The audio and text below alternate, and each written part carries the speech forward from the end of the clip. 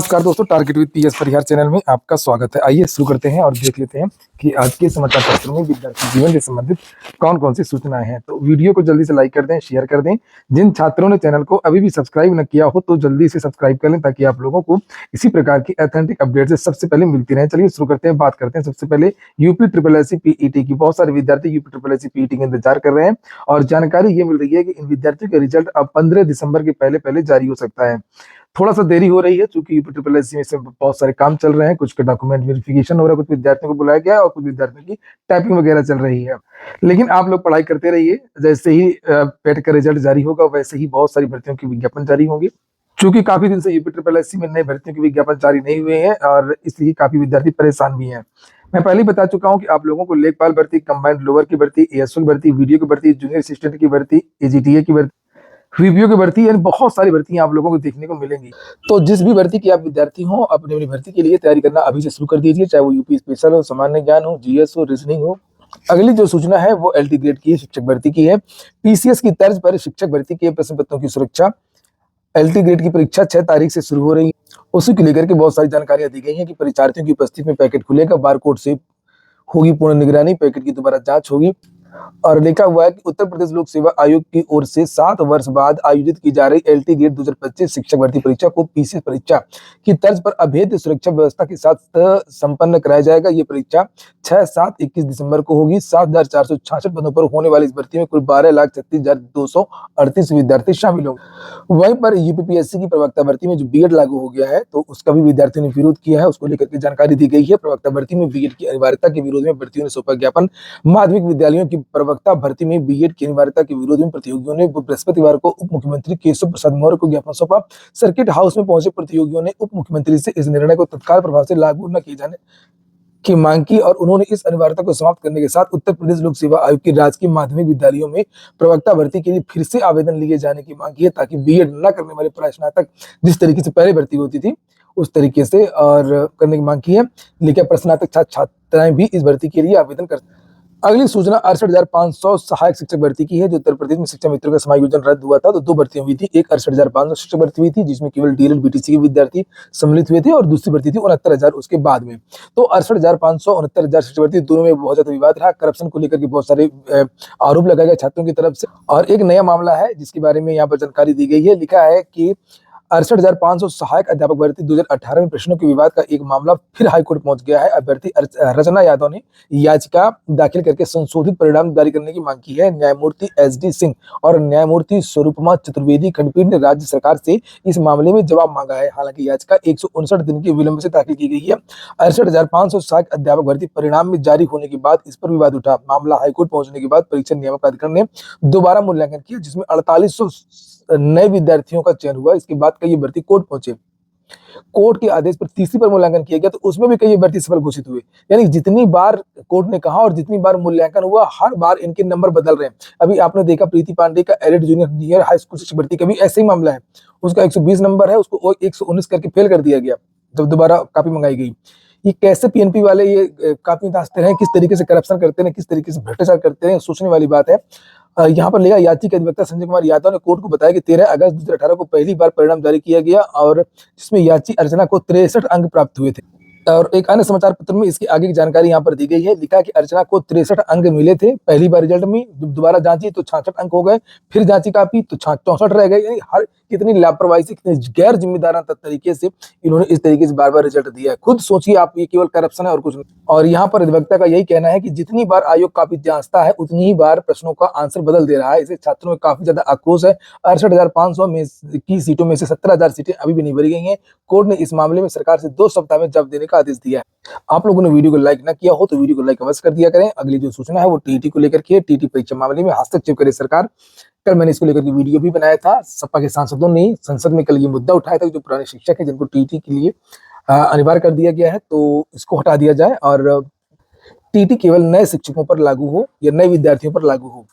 आगे लिखा है कि देश के सरकारी प्राथमिक विद्यालयों में पहले से कार्यरत शिक्षकों के लिए शिक्षक पात्रता परीक्षा टीईटी उत्तीर्ण करने की अनिवार्यता का मुद्दा लोकसभा में सुनाई दिया। कई सांसदों ने सरकार से इस मामले में हस्तक्षेप करने की मांग करते हुए अध्यादेश लाने की मांग की है ताकि शिक्षकों के भविष्य को सुरक्षित बनाया जा सके। लोकसभा में शून्यकाल के दौरान सपा सांसद त्रिवेंद्र यादव ने सुप्रीम कोर्ट के फैसले से देश भर में 25 लाख और यूपी में 2 लाख शिक्षक असुरक्षा की भावना से घिर गए।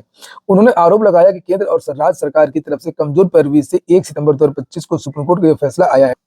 अगली सूचना है उत्तर प्रदेश की लोक सेवा आयोग की नई भर्ती आरओ एआरओ की, जिसके बारे में मैंने पहले भी जानकारी दी थी कि 2026 में आरओ एआरओ का आना तय है और आरओ एआरओ की नई भर्ती के विज्ञापन अप्रैल के बाद यानी कि मई जून जुलाई ये 3 महीनों में आ जाएगा। और इस बार जो आरओ एआरओ की नई भर्ती होगी उसमें भी ज्यादा पद होंगे। और यहाँ पर ये एक पद है जिससे आपको देखना चाहिए, जिससे काफी कुछ जानकारी मिल जाती है।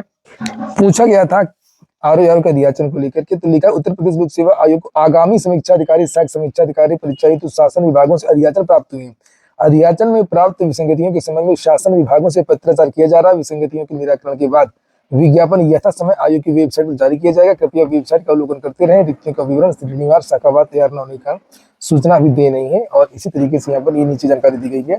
शैक्षिक अर्हता को लेकर के भी जानकारी मांगी गई थी कि जब नोटिफिकेशन जारी होगा तो सारी जानकारी बाद में दी जाएगी। आयोग की वेबसाइट समाचार पत्रों का भली भांति अवलोकन करते हैं। अगली सूचना उत्तर प्रदेश लोक सेवा आयोग की है और आरओ एआरओ परिणाम पारदर्शी करने की मांग की है। और लोक सेवा आयोग की ओर से आयोजित समीक्षा अधिकारी सहायक समीक्षा अधिकारी 2023 भर्ती परीक्षा के प्रारंभिक परिणाम को लेकर के अभ्यर्थियों में आक्रोश है। चाहे आरओ एआरओ हो चाहे वो पीसीएस हो, पूरी जानकारी पेपर वालों को नहीं रहती है। सभी परिणामों की बात हो रही है यहाँ पर। पूरे प्रयागराज में जो है पूरे उत्तर प्रदेश के जो विद्यार्थी वो आक्रोशित हैं। 15 दिसंबर को यहाँ पर धरना प्रदर्शन करेंगे। मांग है यहाँ पर अंतिम उत्तर कुंजी सिविल में कट ऑफ अभ्यर्थियों की अंग सूची जो जारी नहीं हो रही उसको जारी किया जाए। और नाराज अभ्यर्थियों ने गुरुवार को जिलाधिकारी के माध्यम से मुख्यमंत्री को ज्ञापन सौंपा।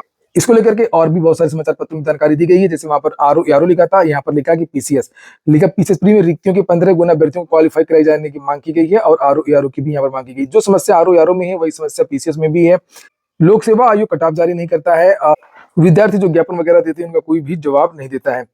लिखा है यहाँ पर आप देख सकते हैं पीसीएस प्रारंभिक परीक्षा में रिक्तियों के सापेक्ष 15 गुना अभ्यर्थियों को क्वालिफाई कराने, आरओ एआरओ प्रारंभिक परीक्षा की अंतिम उत्तर कुंजी जारी कराने समेत विभिन्न मांगों को लेकर के प्रतियोगियों ने बृहस्पतिवार को कलेक्ट्रेट में मुख्यमंत्री को संबोधित ज्ञापन सौंपा।